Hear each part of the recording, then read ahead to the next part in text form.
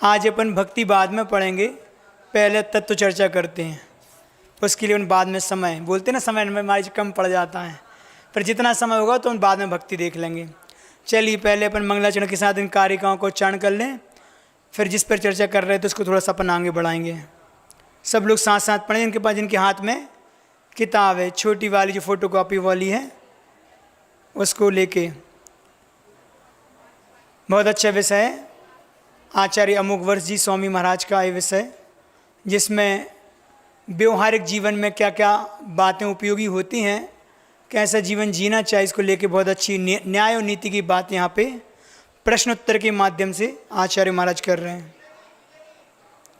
प्रणिपत्य वर्धमानम प्रश्नोत्तर रत्न मालिकां बक्षे नागिनरामर वंद्यम देवम देवाभिपम वीरम का खलु नालंक्रियते दृष्टा दृष्टार्थ साधन पटियान कंठस्थितिया विमल प्रश्नोत्तर रत्न मालिकया।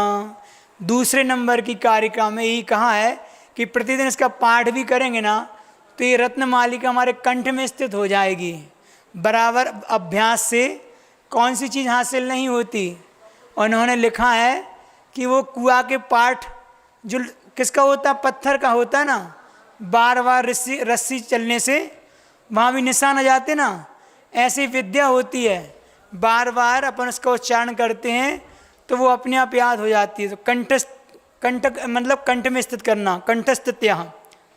तीसरे नंबर, भगवन किमुपादेयम गुरुवचनम हेमपि च किम कार्यम को गुरुरधिगत तत्वा सत्यता विद्यता सततम त्वरितम किम कर्तव्यम विदुषा संसार संतति छेदः किम मोक्ष तरोर्बीजम सम्यक ज्ञानम क्रिया सहितम किम पथ्यधनम धर्मः कः सुचिरी यस्य मानसं शुद्धम कः पंडिता विवेकी किम विस्मवधीरता गुरुबा किम संसारे सारम बहुशोपि विचिन्त्यमान मिदमेव मनुजेषु दृष्टितत्वं सपर हिताद्युद्धतं सतत जन्मे मदिरेव मोह जन कहाँ स्नेह के चदस्यवो विषया का भववल्ली तृष्णा को बैरी नन्मनुद्योग। सातवें नंबर की कारिका पर हम विचार कर रहे थे पिछले 3-4 दिनों से। मात्र एक क्वेश्चन को समझने का प्रयास कर रहे हैं, जो क्वेश्चन अपने आप में बहुत बड़ा है। बड़ा इसलिए है कि मेरा संबंध उससे पूरा पूरा जुड़ा है। आचार्य महाराज ने क्या प्रश्न किया, मदिरेव मोह जन का कहा, मदिरा के समान मोह को उत्पन्न करने वाली कौन सी वस्तु है। जिस प्रकार शराब के नशे में एक व्यक्ति अपने होश हवास में नहीं रहता, इसी प्रकार हमारे जीवन में एक मोहिनी कर्म है। वह मोह हमें ऐसा मोह उत्पन्न करता है कि जिससे मेरा संसार का भ्रमण बना रहता है। आचार्य महाराज कह रहे हैं, अगर आपको अपने मोह को, अपने संसार को ख़त्म करना है, संसार वही ख़त्म करेगा जिसको संसार में कुछ दुख दिखेगा, संसार असार दिखेगा। संसार असार वही दिखेगा जिसको पंचेंद्रियों के विषयों के प्रति आसक्ति नहीं है। आप सब बैठे हैं, सबके अंदर प्रश्न उठ सकता है कि महाराज जी आवश्यकता क्या है मोक्ष जाने की, या फिर इतनी जल्दी किस चीज़ की है जब संसार में ही अच्छा लग रहा है। तो आचार्य महाराज कहते हैं कि जिसको संसार अच्छा लग रहा है, अभी उसकी मुँह की गाढ़ता है, अभी उसके अंदर ये भेद विज्ञान नहीं आया कि इस आत्मा में और भी ऐसा सुख है जो सुख हमारे लिए अनंत काल के लिए देने वाला हो सकता है। तो कहीं ना कहीं हमारा ये मिथ्यात्व बहुत गाढ़ा है। जय स्नेह प्रेम मोह मिथ्यात्व ये सारा हमारे लिए संसार में मदिरा का काम कर रहा है। हम अपने पथ से भ्रमित हैं। हमने कल आप लोग को कल परसों में जितनी भी बात बताई, भाई मोहिनी कर्म के अंतर्गत चारित्र मोहिनी की बताई। चारित्र मोहिनी के अंदर क्या होता है, राग और देश, जो हमारा अपनों के बीच होता रहता है, परिवार के प्रति, अपने प्रति, धन वैभव के प्रति। लेकिन उस मोह के एक भेद और है जिसको बोलते दर्शन मोहिनी है। जिसका भी हमारे लिए विवेक नहीं रहता। दर्शन मोहिनी कहो या मिथ्यात्व कहो, क्या है? एक अर्थवाची है। यह मिथ्यात्व ही है जो अनंत काल से हमारे लिए संसार में रोके रखा है। मिथ्यात्व किसे कहते हैं? किसे कहते हैं? हमारा विपरीत सिद्धांत को, मतलब तत्व के प्रति, तत्व कहो या ऐसा कह सकते हैं कि वस्तु के प्रति हमारी सही सोच नहीं होना, या जो दृष्टि होती है वह अभी निर्मल नहीं है। हमारी दृष्टि, हमारा सम्यक दर्शन, उसका विपरीत जो है वो मिथ्या दर्शन है। तो मिथ्यात्व भी मुझे संसार में रोकने का कारण बना है। तो अपन कहते हैं कि मिथ्यात्व कई रूप से होता है। आज वर्तमान में आज की पर्याय जो जनरेशन है ना, वह इन सब चीज़ को नहीं मानती कि मिथ्यात्व क्या होता है, सम्यक दर्शन क्या होता है। इनसे कोई सरोकार नहीं है। व्यक्ति कहता महाराज जी सब भगवान समान है। क्या बोलते हैं? सब भगवान एक समान है। आप बोला नहीं हमारा जैन दर्शन है, हमारे भगवान अच्छे हैं, तो हो सकता है दूसरे दर्शन वाले अपने भगवान को अच्छा बोलते हैं। और हमारी तो श्रद्धा सबके प्रति है। क्यों? हमसे तो बड़े हैं और हमसे तो अच्छे हैं, हमारे लिए आदर्श हैं, इसलिए हम तो सबका सम्मान करेंगे और सबको अपना मानेंगे। ऐसी धारणा है। हाँ, सम्मान करेंगे। हाँ, ऐसा कहेंगे कि महाराज जी हम किसी का सम्मान नहीं करेंगे तो अपमान भी नहीं करेंगे, है ना? हाँ, हम वही बात आपको बता रहे हैं, वही बात कि देखो संसार में देव की कल्पना तो कई रूप में की है, लेकिन देव किसे कहते हैं? एक तो एक स्वर्ग जो देवगति के देव होते हैं, वो देव होते हैं, और एक देव कल्पना अपन भगवान के रूप में करते हैं। ठीक है ना? देवादि देव जिनको कहते हैं। देवादि देव क्यों कहते हैं? जो देवों के भी देव हैं, अर्थात जितने भी देव हैं जिनको वो अपना देव मानते हैं। देव मतलब आराध्य मानते हैं। तो अभी तक हमारी कंसेप्ट क्लियर नहीं होता अंदर का कि देव भगवान किसे कहेंगे, देव किसे कहेंगे, सच्चे देव किसे कहेंगे। कई प्रकार की भ्रांतियां चलती हैं। यही भ्रांति हमारे मिथ्यात्व को पोषण करने वाली होती हैं। अपन को इसको समझना चाहिए कि सच्चे देव का स्वरूप क्या है, जो सर्वज्ञ हैं, वीतरागी हैं और हितोपदेशी हैं। जिनमें लक्षण पाए जाते हैं वह देव हैं। आप लोग प्रतिदिन मेरी भावना पढ़ते हैं, पढ़ते नहीं पढ़ते? पहला ही दोहा अपने सच्चे देव के स्वरूप को बताने वाला होता है। जिसने राग देश कामादिक जीते सब जग जान लिया, सब जीवों को मोक्ष मार्ग का निष्प्रह उपदेश दिया। बुद्धि वीर जिन हरिहर ब्रह्मा, या उसको स्वाधीन कहो, भक्ति भाव से प्रेरित हुआ निज जिसमें लीन रहो। इसमें क्या बताया आचार्य महाराज ने? यही कह रहे हैं राग देश और कामादिक, ये तीन चीज़ हैं। जब तक अंदर राग की परिणति है ये चीज़ चलती रहती हैं। तो ये तीनों किनके चले गए, छोड़े, राग देश कामादिक छोड़े। जिन्हें छोड़ दिए हैं उनका लक्षण क्या हो गया? वीतरागी। जिन्हें छोड़ वीतरागी हुए। और क्या उसके बाद? सब जग जान लिया। दूसरा ना, सब जग को मत, तीन लोग को जानने वाले कौन होते हैं? सर्वज्ञ। दूसरा विशेषण हो। तीसरा, सब जीवों को मोक्ष मार्ग का निष्प्रह कर्ता क्या होता है? हाँ, इच्छा से रहित। मतलब स्प्रह मतलब होता है इच्छा, और निष्प्रह मतलब इच्छा से रहित। नी उपसर्ग लग गया मतलब निषेधवाचक। तो इच्छा से रहित मतलब अपनी वाणी जो बोलते हैं वह इच्छा से रहित और राग देश से परे, इसलिए उनकी वाणी हितोपदेशी कहलाती है। अब जिनमें ये लक्षण है, हमें नाम से प्रयोजन नहीं है।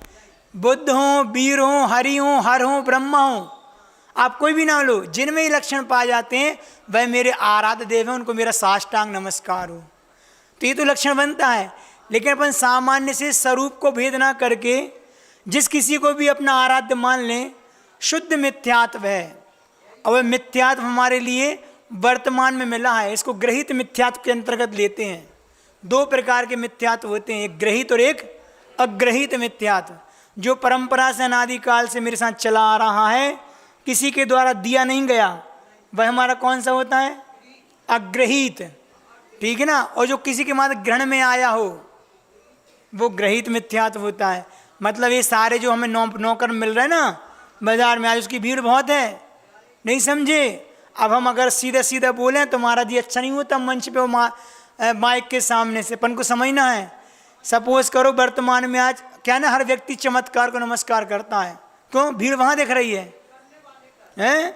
अब अगर एक इसका मतलब जहाँ भीड़ है वही सच्चा हो, ठीक है ना। आज वर्तमान में बहुत कल्पना हो गई, हम एक प्रकार से पोषण है महाराज जी, हम गए तो थे नाच में मात्र, भक्ति एक प्रकार की अभी चलती ना बहुत, इन दिनों में बहुत चलती है भक्ति, लेकिन कहीं ना कहीं उनका समर्थन है और हमारी समाज उसमें अछूती नहीं है, सबका शौक होता है। लेकिन जहाँ दर्शन संबंधी बात आती है तो सीधा पाप का कारण बनता है। एक टूरिस्ट प्लेस पर जाकर घूमना अलग बात है, लेकिन आयतनों में जाके भले घूमने के उद्देश्य से जा रहे हो, अनायतनों में, आयतन में नहीं, अनायतन समझ तो हम इनडायरेक्ट वाली भाषा बोल रहे हैं क्योंकि यहाँ पे अच्छा नहीं लगता बोलना। अनायतन जो आयतन नहीं है, आयतन अपन को होता है 6 आयतन कौन से होते हैं, इनसे विपरीत दूसरी जगहों पर अगर हम घूमने भी जाते हैं, अरे महाराज जी बहुत प्रसिद्धि है वहाँ की, हमें वहाँ जाकर नमस्कार थोड़ी करना है, लेकिन घूमना भी कहीं ना कहीं अनुमोदना में जाता है, वो मिथ्यात्व को कराने वाला होता है। तो ये चीज़ हमारे लिए ध्यान रखना चाहिए कि कहाँ कहाँ छोटी छोटी चीज़ों में मिथ्यात्व पोषण करते हैं, ये सारे हमारे मोह को उत्पन्न करने वाले होते हैं। तो ये इस परंपरा को तोड़ना है, हमारी श्रद्धा बहुत मजबूत होना चाहिए। हमने शास्त्र में खूब पढ़ा है, उसको हमारे लिए बहुत बारीकी से चिंतन करना चाहिए। जरा जरा में हमारी श्रद्धा डोल जाती है क्योंकि हम स्वार्थी हैं, अपना लोभ सिद्ध करते हैं, जहाँ मेरा स्वार्थ सिद्ध होगा हम वहाँ चढ़ जाते हैं। लेकिन ध्यान रखो हमारा माथा माथा है, कोई श्रीफल नहीं है कि जहाँ चाहे चढ़ जाए, बहुत ध्यान। और एक चीज़ और ध्यान रखो, आज लोगों की ऐसी महाराज जी माता पिता के भी तो पैर पड़ते हैं, अपने बड़ों को भी करते हैं, तो उनके पैर पड़ने में और छूने में और नमस्कार करने में क्या बाधा है, प्रश्न उठ सकता है। लेकिन ध्यान रखो व्यवहार व्यवहार होता है, दर्शन दर्शन होता है। घर परिवार में जो सम्मान होता है, विनय होती है, वो व्यवहार की दृष्टि में आता है। लेकिन देवताओं में जो देवता के रूप नहीं है, कुदेव आदि में सुदेव की कल्पना करके उनको नमस्कार करना शुद्ध मिथ्यात्व है। वह हमारा दर्शन संबंधी और हमारे दर्शन को भ्रष्ट करने वाली चीज़ है। अभी बात हम इसको विस्तार से नहीं बता रहे, और विस्तार से बताएंगे। सुदेव, कुदेव, वीतरागी देव और स्वर्गवासी देव, बहुत अंतर है। कई प्रकार की फैकल्टियाँ चलती हैं देवों में। अभी अपन सिर्फ मुँह की बात करें तो बता दिए कि हमारे मुँह का जनक जो मुँह को बढ़ाने वाला है, ये चीज़ें भी आती हैं। छोटी छोटी बातें हम कब किस रूप में कर्म का बंद कर लें और वो हमारे संसार कारण रहता है, अपन को इसको सूक्ष्मता से छोड़ना चाहिए, सोचना चाहिए। सोचो तो जब बताया है कि वीतरागी धर्म है जहाँ राग की कणी का मात्र नहीं है, हम कहाँ रागियों में वीतरागी कल्पना कर रहे हैं। कल एक सज्जन आए थे हमारे पास, वो इसी बात पर चर्चा चल रही थी तो मेरे दिमाग में आ गया कि देखो ये मुँह का प्रबल मतलब ऐसी गाड़ता है कि समझना भी नहीं समझ में आएगा, परेशान है बना रहे, लेकिन अपने भगवान के पास जाने का समय नहीं है। लेकिन ऐसे मंगलवार और शनिवार तो बहुत जाने वाले, बहुत से लोगों की श्रद्धा बहुत बनी है। क्यों? क्योंकि वो अंदर ऐसी एक परत जमी है, समझाने पे भी समझ में नहीं आएगा, समय पे सब चीज़ समझ में आती है। अब जिसकी होनहारी खोटी हो उसको कोई नहीं समझा सकता। ऐसे बहुत से जी में कल्पना करो, देखो भगवान राम को मानने वाले अपन भी हैं, भगवान हनुमान को मान, लेकिन स्वरूप का भेद है।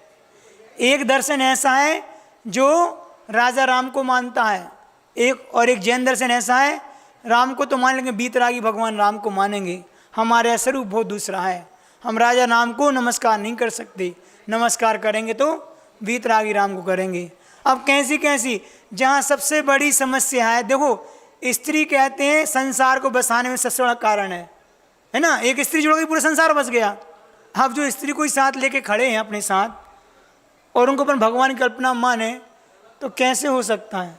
सबसे बड़ा मोह का चिन्ह तो वही दिख रहा है, और उस मोह के त्याग के बिना हमारे लिए मुक्ति प्राप्त होने वाली नहीं है। श्रृंगार आदि अस्त्र शस्त्र अपने हाथों में रख के अगर अपने आप को भगवान की कल्पना करें तो कैसे संभव है। कौन रखता है अस्त्र शस्त्र, कौन रखता है। आप अपने घर में अगर अस्त्र शस्त्र रखें किस लिए रखते हैं बताओ। यहाँ तो किसी से डर है या किसी को डराना है। आप सोच लो जो किसी को डरा या किसी डरे, ऐसे भगवान हो सकते क्या? सोच लो, अभी रख रहे हैं तो अब किस अपेक्षा रखना बनती हो? ये बात ये नहीं किसी की आलोचना से नहीं है, हमें स्वरूप का सही विकल्प पता तो होना चाहिए, सही स्वरूप क्या है। जैन दर्शन किसी की आलोचना निंदा नहीं सिखाता, हम नहीं करेंगे, लेकिन स्वरूप को समझना है कि ये स्वरूप हमारे लिए कितना घातक हो सकता है ना। मुद्रा तो वो होती वीतराग की जिनको देखकर सौम मुद्रा की हमारे अंदर में अंतरंग में शांति उत्पन्न हो जाए, हाथ पे हाथ रखे बैठे, कुछ भी करना बाकी ना रहा हो जैसे। बहुत अच्छा गाना आता है, गाना एक बहुत अच्छा है यार महाराज, वही सुना दो वैसा के लिए। एक आता उसमें पूरा वर्णन आया है, एक भजन है, चाहे रही मुझे दर्शन की, प्रभु के चरण स्पर्शन की। इस गाने में सारे भाव आए, हाथ पे हाथ रखे बैठे, ऐसे करना नहीं बाकी कुछ हो बचा, आँख है नासा दृष्टि क्यों है, ये सारे लॉजिक आए हैं। तो स्वरूप तो ऐसा होता है भगवान का जिनके पास जाके अंतरंग में शांति उत्पन्न हो, हमारी कसाएं मंद हो। अब कसाएं भड़क जाएं, ऐसा स्वरूप तो भगवान का हो ही नहीं सकता। वर्तमान में जिनका भी बोलबाला चल रहा है, बहुत जोर शोर से अभी प्रचार प्रसार चल रहा है। सोचो, सपोज करो उनके अंदर अगर प्राण फूके जाएं, उनके अंदर प्राण आ जाएं, हम जिनके दर्शन करने जा रहे हैं, आप कहाँ जाओगे? हम भागते फिरेंगे। तो भगवान ऐसे होते भक्त भागते फिरे जिनसे अपन, इनके पास तो ठहराव है कि भागना होता है। सोचो, ये सारी चीज़ें हमारे लिए विचारणी होती हैं, इसलिए इस मोह का त्याग किए बिना हमारा कल्याण नहीं होने वाला। बहुत जरूरी है इसका त्याग करना। अरे आप अकेली थोड़ी बैठी यहाँ पे, सबके लिए बात बता रहे हैं। अभी ऐसे बहुत से हैं जिनके लिए कंसेप्ट अभी क्लियर नहीं होता, इसलिए इस मोह के त्याग के लिए हमारे लिए विचार करना चाहिए। चलिए, तो मोह जन का स्नेह, देखो आत्मा में अनंत शक्ति है, बस लेकिन ये मोह की परत चढ़ी कि हम अपनी शक्ति को पहचान नहीं पा रहे। हम कैसे बने हैं? हम उस सियाल की तरह बने हैं तो हम शेर, लेकिन सियाल बने। कहानी सुनी आप लोगों ने? एक शेर का बच्चा बचपन से, बकरियों की तो नहीं कहें, सियाल के संगे पड़ा बड़ा, सियाल के संगे स्वरूप थोड़ा वैसा, वो तो फिर डिफरेंट ही हो जाएगा पूरा। तो कहते हैं कि बचपन से रहा, अब जब बड़ा हुआ तो उन्हीं के बीच में रहा और उन्हीं की ऐसी उसकी पूरी क्रियाएं थी, हरकत थी पूरी। वो जैसा बोलते वैसा वो बोलता, जैसा वो खाते तो वो खाते, सब कुछ करते। अगर शेर की दहाड़ आए तो सारे भग जाएं तो साथ में वो ही भग जाए। कहने को क्या था? शेर का बच्चा था, लेकिन अब सारे भग रहे हैं मेरे साथ ही, तो वो भी चला जाए डर के। अंदर एक डर था।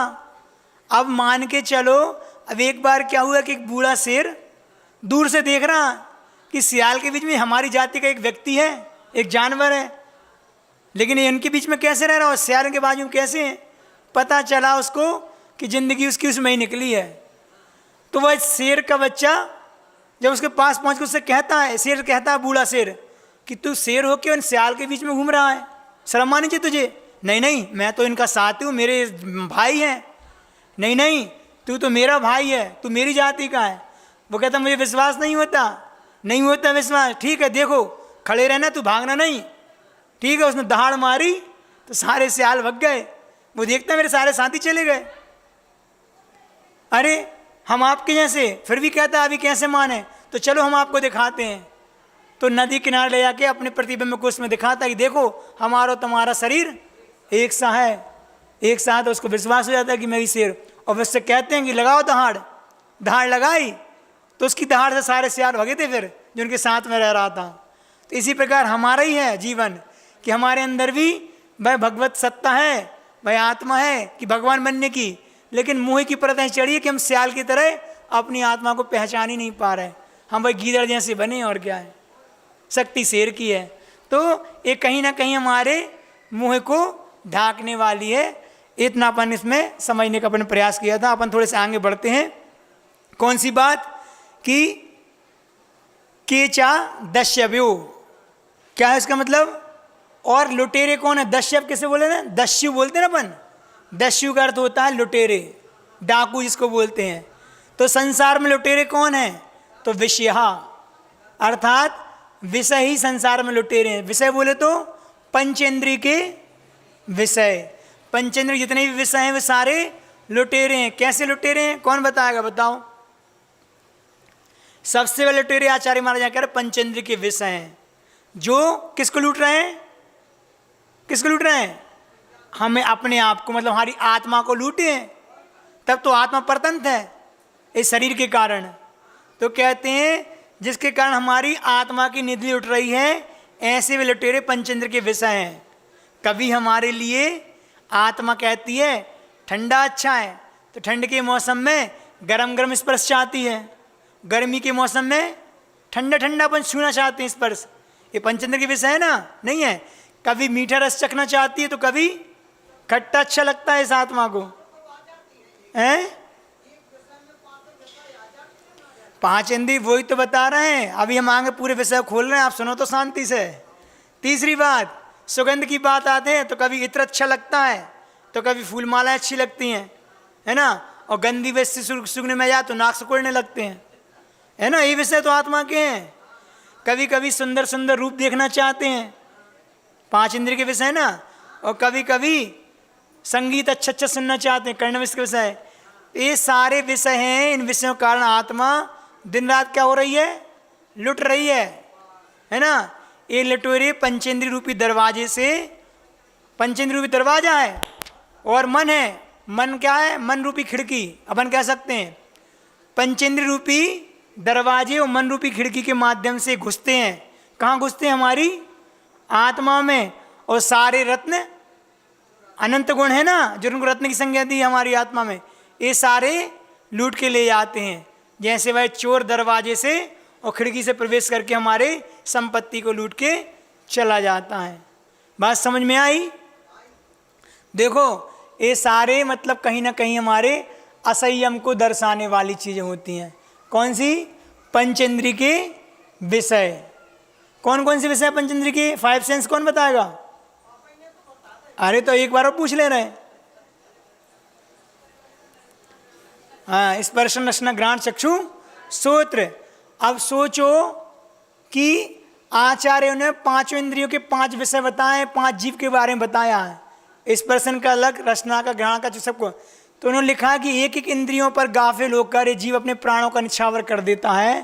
तो ये मनुष्य तो पांच इंद्रियों को धारण करा है, इसका जीवन कैसे बर्बाद, मतलब बच जाए, उसमें नहीं बच पाता। हमने एक दिन प्रवचन में कहा था, देखो बहुत विचारनीय बात है। हमारे पास सारी इंद्रियां, चार इंद्रियां ऐसी हैं जो दो दो हैं, लेकिन काम एक है। और एक इंद्रिय ऐसी जो मात्र एक है और काम दो हैं। आंखें कितनी हैं आपके पास, काम क्या है, एक है, क्या, देखना। नाक के छिद्र कितने हैं, काम एक है, सूंघना। कर्ण दो हैं, काम एक है, सुनना। और स्पर्श इंद्रिय तो पूरे शरीर में, मतलब कई उसके भेद नहीं है, कई भेदों वाली है, लेकिन काम एक है, छूना, स्पर्श करना, ठीक है ना। लेकिन बात आ गई रसना की। कितनी इंद्रिय है, रसना एक इंद्रिय है, और उसके अंदर कितने, एक ही है हमारे पास, एक रसना होती है ना, लेकिन काम इसके दो हैं। भाग इंद्रिय दो के काम एक है, और रसना इंद्रिय एक होके दो काम है। कौन कौन से हैं, चखना और बकना। ऐसा कह सकते बन, एक चखना और दूसरा बकना। और इसी के कारण हमने कल कहा था कि संसार हमारा बना हुआ रहता है। तो संसार में प्राय संसारी जीव में विषय सेवन करते करते अपन आनंद का अनुभव होता है। और आनंद का अनुभव हमें वर्तमान में तो होता है, लेकिन बाद में वह आकुलता पैदा करने वाला होता नहीं होता। आज की जनरेशन है ना, आज की वर्तमान की पीढ़ी किस सोच पर जीती है, एक दर्शन है। वो कैसा जीवन मानता है, वो कहता है यावत जीवेत सुखत जीवेत।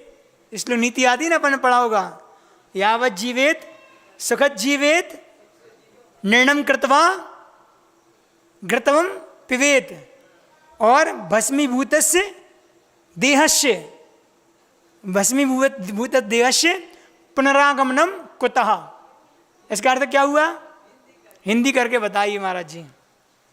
यावत जीवित सुखत जीवित, जब तक जियो सुख से जियो, ठीक है ना। फिर कह रहे हैं कर्जा लेकर घी पियो, जब तक जियो सुख से जियो, कर्जा ले लेकर के घी को पियो, भस्मीभूत देह से, देह को तो भस्मसात होना है, मिट्टी में मिल जाना, राख हो जाना है। पुनरागमनम कुतः, पुनः किसको आना धरती पे। एक दर्शन ऐसा होता है कि आत्मा महात्मा नाम की कोई चीज़ नहीं होती, पंचभूत के माध्यम से जीव बना है। अपने आप जिस दिन मर जाएंगे ना तो ये जाके राख बन जाएगा, जला देंगे। तो आत्मा नाम की कोई चीज़ नहीं होती। खाओ पियो मौज मस्ती करो, eat drink and B Mary, ऐसा इंग्लिश में आता है ना, खाओ पियो मस्ती। तो पूरा जीवन एक ऐसा ही आलिश, मतलब आप कह सकते ना, पूरा मतलब ऐशो आराम वाला जीवन आज की पीढ़ियों का हो, क्योंकि उनको पता पुण्य पाप नाम की कोई चीज़ नहीं होती, कर्म नाम की कोई चीज़ नहीं होती। जब जीव ही नहीं होता, आत्मा ही नहीं होती, तो जितनी मौज मस्ती है मनुष्य पर्याय मिली है, कर लो, खा लो पी लो, इसके बाद किसको पुनः संसार में आना है। कहीं ना कहीं हम ऐसी सोच के जीवन तो नहीं जी रहे। पंचेंद्र के विषय मुझे ऐसा ही जीवन जलाते हैं, किसने देखा है भविष्य, जितने भोग भोगने भोग लो, कहाँ देखा है कब पाप होता है कि पुण्य होता है। ये सब कल्पनाओं की बातें हैं, पुण्य पाप की, है ना, स्वर्ग नरक की, ये मेरे कहाँ देखने में आता है। ध्यान रखो, जब तक ये श्रद्धा पक्की नहीं हो रही कि ये सब चीज़ें होती हैं, तब तक सम्यक दर्शन भी मेरा बन नहीं रहा। क्यों? क्योंकि आचार्यों ने अपनी वाणी में इसको कहा है, और ये वाणी हमें परंपरा से भगवान की वाणी में मिली है, कोई सामान्य व्यक्ति की वाणी नहीं है। तो जो मेरी दृष्टि का विषय बन रहा है वह भी सही है, और जो मेरी दृष्टि का विषय नहीं बन रहा वह भी यथार्थ सही है। जब ऐसी श्रद्धा बनेगी तब जाके हमारे मुँह की परत उतरेगी, जब सम्यक दर्शन हमें उत्पन्न होगा। तो ये असंयम का जीवन जब तक जिएंगे तब तक मेरा कल्याण नहीं होने वाला। ये सारी बात कहीं ना कहीं लुटेरे विषय हैं, और जब तक विषय से लुटते रहेंगे वह जीवन हमारा किसका होगा? असंयम का होगा। लेकिन संयम का जीवन कैसा होता है?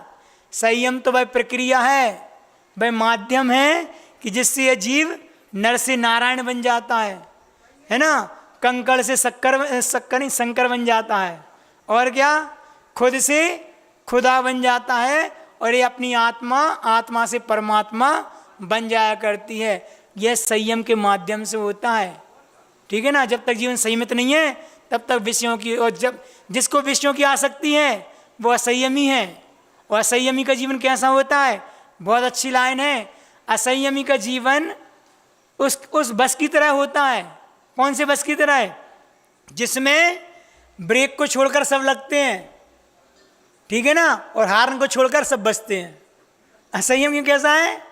उस बस की तरह है।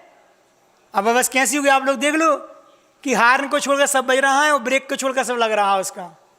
तो कुल मिला के वो हमारे लिए खाई में गिराने वाली होती है।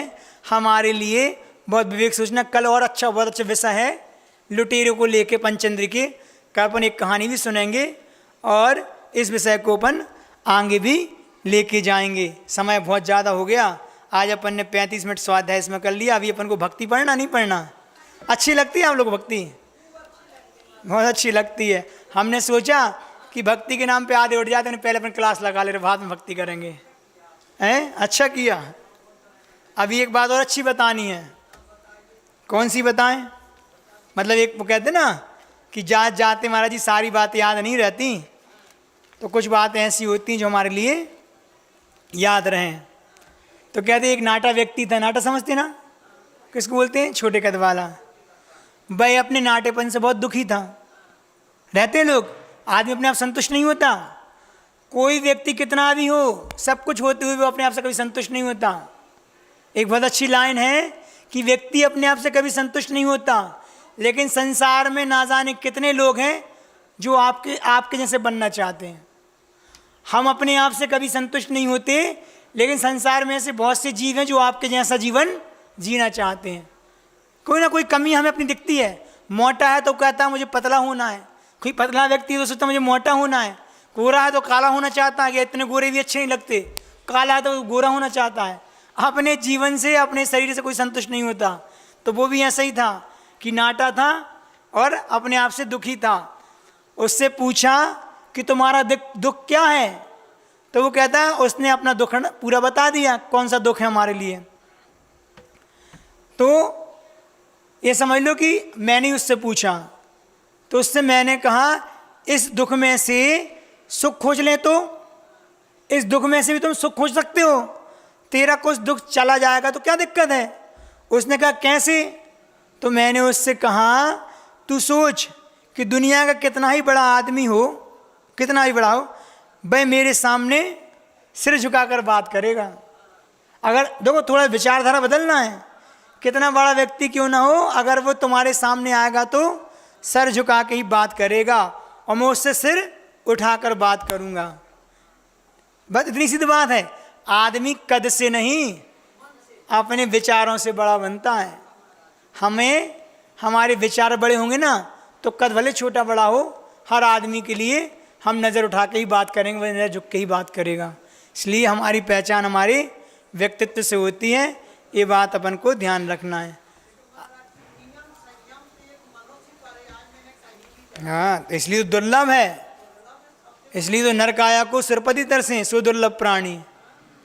इसलिए थोड़ी तरस रहा वो इस प्रया को पाने को, कि मुक्ति का आधार यही है और वो भी भारत देश में है। विदेशों में पैदा हो तो कहाँ भगवान बनने की प्रक्रिया है, भगवान यहीं से बनते हैं। इसलिए सौभाग्य मानो कि हम भारत देश में हुए, अपने आप में गर्व करो। हाँ चलिए ठीक है, पहले अपन 12 भावना पढ़ लें। उठो चेतन तुम निंदिया से, जगत का ख्वाब धोखा है, नहीं टिक पाएगा ज्यादा, इसी सौ का झरोका है। आज कौन सी भावना पढ़नी थी? लोक भावना, निर्जला कल पढ़ी थी अपन ने। लोक का स्वरूप कैसा होता है? अधो अरु मध्य ऊपर भी लगत है लोक पुरुषाकार, अधो अरु मध्य ऊपर भी लगत है लोक पुरुषाकार, इसी में जीव भटकन कर, इसी में जीव भटकन कर, कभी हंसता और रोता है।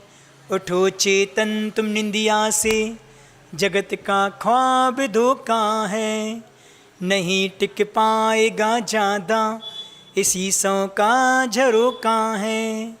बहुत अच्छी बोधि दुर्लभ भावना और प्यारी है। क्या है? मिला दुर्लभ तंस मिला दुर्लभता से ये नर्तन, मिला मेहनत से ये जिनकुल, मिला दुर्लभता से नर्तन, मिला मेहनत से ये जिनकुल, अगर ना बोधि तुम पाए, अगर ना बोधि तुम पाए, तो आगे किसने देखा है। इसमें समझ में आ गया ना कि दुर्लभता से नर्तन मिला है, मेहनत से जिनको मिला है, प्रयास प्रयास किया, अगर अपना बोधि तुम पाए। बोधि मतलब, बोधि के दो मायने, एक तो ज्ञान को अर्थ में बोलते हैं और एक रत्नत्रय के अर्थ में होते हैं। अगर तुमने ज्ञान नहीं पाया या बोधि नहीं पाई, रत्नत्रय नहीं पाया, तो फिर आगे किसने देखा है कब मिलना कब नहीं मिलना। उठो चेतन तुम निंदिया से, जगत का ख्वाब धोखा है। धर्म भावना और सुन लो, बहुत अच्छी भावना ये भी है। धर्म बिन जीव दुनिया में नहीं पाता सुखी जीवन, धर्म बिन जीव दुनिया में नहीं पाता सुखी जीवन, मधुर फल चाख ना चाहे, मधुर फल साख ना चाहे, धर्म के बीज बोता है। उठो चेतन तुम निंदिया से, जगत का ख्वाब धोखा है, नहीं टिक पाएगा ज़्यादा, इसी सौ का झरोका है। अंतिम भावना करके, अंतिम भावना भी इसमें, उसको अपनी वाणी को विराम देंगे। मौत लिए साथ जन्मा तू, सजा काटे बुढ़ापे की। अपना जीवन कैसा है? ऐसे ही ना, मौत को साथ लेके जीते ना।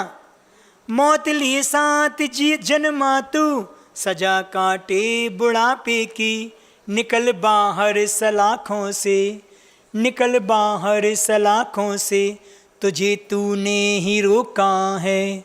उठो चेतन तुम निंदिया से, जगत का ख्वाब धोखा है, नहीं टिक पाएगा ज़्यादा, इसी सौ का झरोका है।